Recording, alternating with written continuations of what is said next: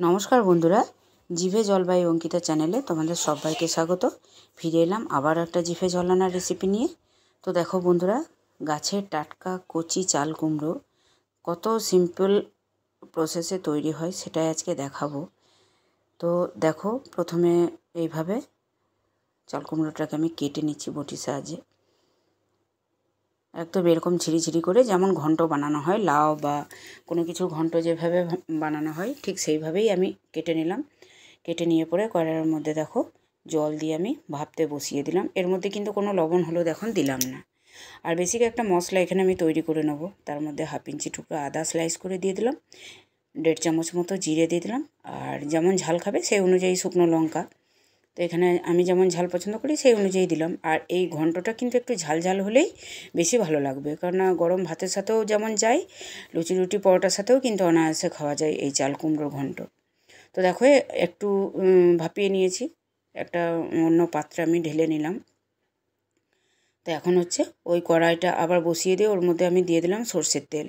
সর্ষের তেল দিয়ে দেওয়ার পর এই কিছু বড়ি আমি দিয়ে দিলাম। এই বড়িগুলো কিন্তু আমি বিউলি ডাল বেটে বাড়িতেই বানিয়ে রেখেছিলাম।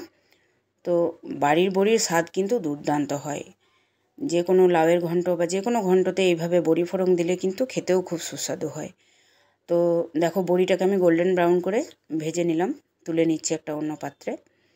তো এখন ওই তেলের মধ্যেই আমি দিয়ে দিচ্ছি 1/2 চামচ মতো 5 ফোড়ন আর একটা গোটা শুকনো লঙ্কা। 5 ফোড়নটা এভাবে যখন পিটপিট করে শব্দ উঠবে এবং খুব সুন্দর সুগন্ধটা বেরিয়ে আসবে, ঠিক সেই অবস্থায় ডুমো ডুমো করে কেটে রাখা আলুটা তোমরা চাইলে নাও দিতে পারো, কিন্তু আলুটা দিলে আলুটা অনেকটা জল টানে, চাল কুমড়ো থেকে জল বেরোবে। একটু মাখো মাখো ব্যাপার আনতে গেলে কিন্তু আলুটা একটু অবশ্যই দেওয়ার চেষ্টা করো। তো আলুটা ওই ফোড়নের মধ্যে দিয়ে আমি খুব ভালোভাবে ভেজে নেওয়ার পর দিয়ে দিচ্ছি লবণ, হলুদ। লবণটা অবশ্যই স্বাদ বুঝে নিয়ে দিতে হবে। রেসিপি বন্ধুরা ভাতের সাথে খেলে কিন্তু লবণটা একটু অন্যরকম, আর রুটি লুচি পরোটার সাথে খেলে কিন্তু লবণটা পরিমাণে একটু কম দিতে হয়। তাহলে অবশ্যই তোমরা বুঝে নিয়ে দেবে কিসের সাথে খাবে সেই অনুযায়ী। তো দেখো খুব ভালোভাবে লবণ হলুদ দিয়ে আমি আলুটা ভেজে নিয়ে পরে যে মশলাটা আমি মিক্সিতে পেস্ট করে রেখেছিলাম সেটা এখন আমি এখানে দিয়ে দিলাম। জিরে আদা লঙ্কা একসাথে বেটে নিয়ে দিয়ে দিলাম। বাটা মশলার স্বাদ কিন্তু অন্যরকম, বিশেষ করে এরকম ঘন্ট রেসিপিতে বাটা মশলাটা দিলেই বেশি ভালো স্বাদ হয়। তো আলুটাকে খুব ভালোভাবে কষিয়ে নেওয়ার পর জল থেকে একটা ছান্তার সাহায্যে আমি চাল কুমড়োটা ছেঁকে নিয়ে আমি আলুর মধ্যে দিয়ে দিলাম। এর মধ্যেই কিন্তু এত সুন্দর সুগন্ধ বেরিয়ে এসছে কি বলবো বন্ধুরা, যতক্ষণ না নিজে বানাবে কিন্তু বোঝা যাবে না। তো দেখো আলুর সাহায্যে মশলা আর চাল কুমড়ো খুব ভালোভাবে আমি খুন্তির সাহায্যে মিক্স করে নিচ্ছি। খুব সিম্পল একটা রেসিপি, কিন্তু দুর্দান্ত স্বাদের হয় যদি এইভাবে একবার বানাও। আর চাল কুমড়োটা কচি হলে তো বলার কথাই নয়, খুব সুন্দর কচি চাল কুমড়োটা। তো দেখো খুব ভালোভাবে কষিয়ে নিয়ে আমি ওপর থেকে ভেজে রাখা বড়িগুলো দিয়ে আবারও 5 মিনিট মতো আমি ঢাকা দিয়ে দিলাম।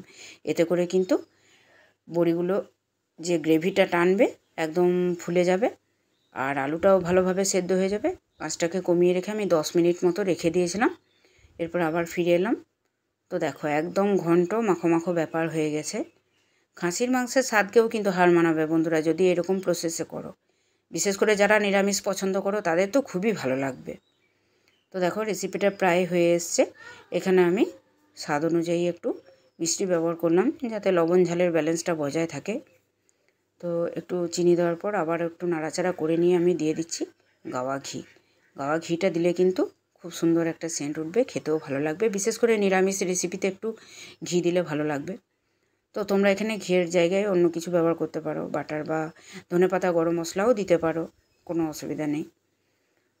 ঘি যদি অ্যাভয়েড করে যেতে চাও ঘিটা অ্যাভয়েড করে অন্য কিছুও দিতে পারো। তো রেসিপি একদম তৈরি হয়ে গেছে। কেমন লাগলো অবশ্যই কমেন্ট করে জানিও।